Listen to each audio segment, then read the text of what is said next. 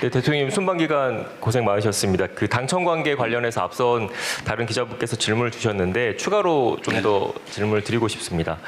지방선거 이후에 국정 지지율이 하락세를 보이고 있다라는 일단 분석들이 좀 많이 나오고 있습니다. 이것과 관련해서 여당 지도부의 지방선거 전략 그리고 당청 관계와 연결지어서 보는 시선도 있는데 지방선거 이후 국정 지지율 하락세, 당청 관계 그리고 여당 지도부의 선거 전략에 대해서 어떻게 생각하시는지 여쭤보고 싶습니다.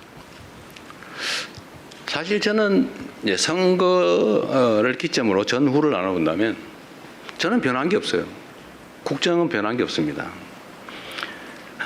그냥 똑같이 진행되고 있죠. 끊임없이 열심히 노력하고 있고 뭐 작은아마 성과들이 있습니다. 변한 건 없어요. 선거를 기점으로 무슨 정책이 바뀐 것도 아니고 결과가 바뀐 것도 없죠. 근데 선거일을 기점으로 지지율이 폭락을 하고 있죠. 엄중하게 받아들여야죠. 국민들의 평가입니다. 그런 거겠죠. 이재명 대통령 마음에 안 든다는 사람이 늘어난 거 아니겠어요? 그런 거겠죠. 당에 대해서도 마음에 안 드는 사람이 늘어났겠죠. 그건 냉정한 현실이죠. 받아들여야 되고 또 결론적으로는 그에 대해서 또 무한 책임을 져야 되겠죠. 더 많이 노력해야 되겠습니다. 그 원인을 제거하기 위해서도 애써야 되겠죠.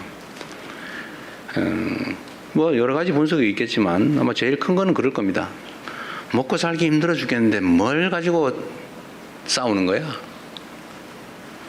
도대체 너네들의 그 다툼이라고 하는 게 우리의 삶과 뭔 상관이 있으며 우리가 맡긴 공적 업무와 무슨 상관이 있느냐 아닐까 하는 게 제 생각이에요. 각자에겐 중요한 일이겠지만 우리 국민들께서 보시기에는 화날 만하다 그런 생각이 듭니다. 최대한 빨리 이 상황을 정리할 수 있도록 노력해야 되겠죠. 그리고 이제 국민 여러분께도 실망하고 계신 국민 여러분께도 이 말씀을 좀 드리고 싶어요. 우리가 어떻게 하면 더 나은 상황에서 더 효율적으로 더 국민들을 위해서 국가를 위해서 주어진 원래의 책임을 잘할 수 있을까를 탐구하는 과정이다 라고 이해를 좀 해주시면 좋겠습니다. 최소한 저를 포함한 정부는 그래요. 이 일을 대면하는 입장에서 우리는 나름 최선을 다했지만 어쨌든 국민들께서 우리가 기대하는 만큼의 선택을 하해 주지 않으신 거죠. 그건 현실이지 않습니까?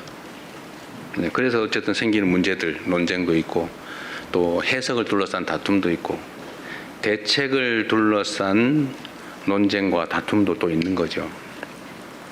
그러나 그조차도 더 나은 대한민국, 민생 문제, 민생 경제 더 나은 진전, 더 나은 결과 이걸 만들기 위한 노력입니다. 뭐 제가 선거 얘기를 하면 일단 선거법 위반이라고 공정 의무 위반에 해당될 수 있다고 그래서 선거 얘기를 못하게 돼 있다고 그러네. 여기서 답을 해도 안 된다고 누군가 민주당의 선거를 위한 얘기를 하면 안 된다고 그래서 더 이상 말하기가 좀 어렵습니다. 그러나 분명한 거는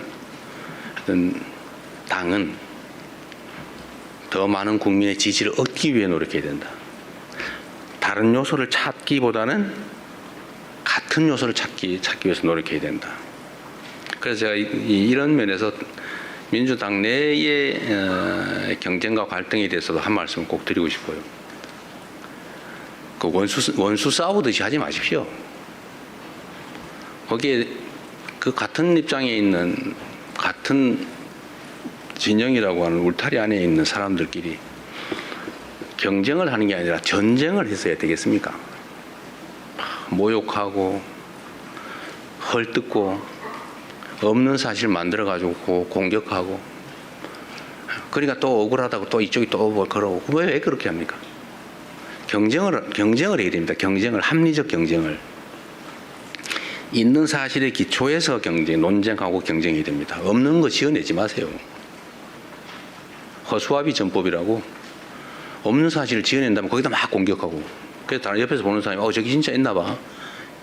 이것도 하나의 테크닉이라고 생각하는지 모르지만 그 나쁜 짓이죠. 다시 서로 회복할 수 없어요. 나중에 그건 전쟁이죠.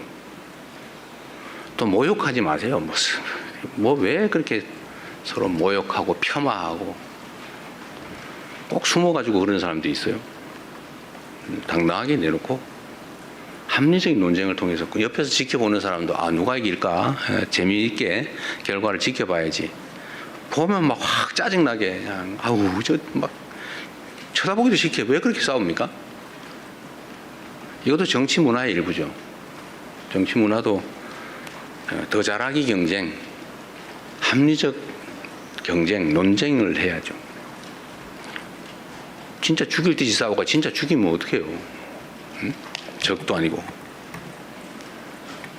우리 안의 차이가 아무리 큰들 상대와 싸워 이겨야 될 상대와의 차이만큼 크겠냐 이 말씀 자주 드리는데 하여튼 경쟁이 전쟁이 되지 않으면 좋겠다.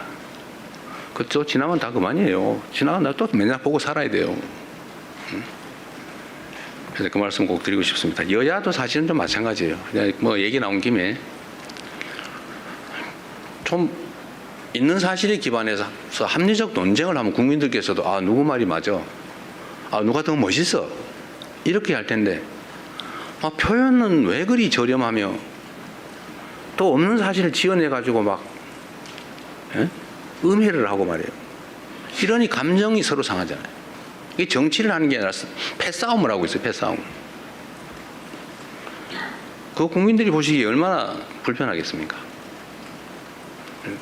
좀 여야 간에 뭐 저를 공격하시더라도 좀 없는 얘기 만들어 가지고 내가 언제 주가 9천 가지고 자화자찬했습니까? 제가 조심스러워서 일부러 주가 얘기 안 하고 있어요. 그런데 이재명 대통령 주가 9천 됐다고 자화자찬하지 마라 이런 논평 내고 그러면 되겠어요? 응? 내가 언제 그랬어? 내가 얼마나 주가 문제 조심하는지 압니까? 일체 한 번도 언급한 일이 없어요. 내가 몇천 포인트 됐다고 막 자랑했습니까? 제가 그럴 때마다 걱정이 있어요. 주식시장의 양극화도 사실은 심각한 자산 양극화를 부릅니다. 문제예요. 걱정이에요. 그걸 완화하기 위해서 정말 많은 노력을 해요. 주가지수가 외형적으로 트는 것보다는 다 한꺼번에 성장하면 좋겠는데 잘 안 되잖아요. 그런데 자화자찬했다고 없는 사실을 만들어서 교만하게 그러지 마라 이러면 되겠습니까? 예를 들면 그래서 여야 간이든 당내든 정치적인 논쟁은 좀 전쟁이 아닌 경쟁이었으면 좋겠어요. 그 경쟁도 죽이기 경쟁이 아니고 네가 더 못하나 내가 더 못하나 이런 저열한 구태 경쟁이 아니고 누가 더 잘하나 누가 더 합리적인가 누가 더 효율적인가를 국민이 보는 앞에서 논쟁할 수 있었으면 좋겠습니다.